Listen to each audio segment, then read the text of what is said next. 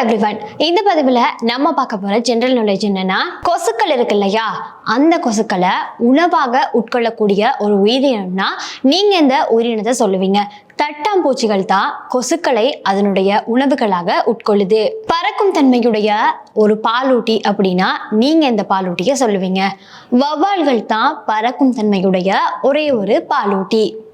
காசிரங்கா அப்படின்னு சொல்லக்கூடிய தேசிய பூங்கா இருக்கு இல்லையா, அந்த பூங்கா எங்க இருக்கு அப்படிங்கிறது உங்களுக்கு தெரியுமா?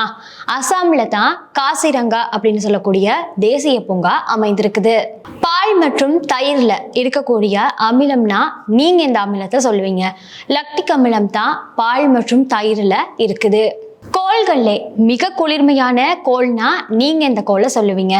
நெப்டியூன் கோள் தான் அதிகமான குளிர்ச்சி வாய்ந்த கோளாக இருக்குது.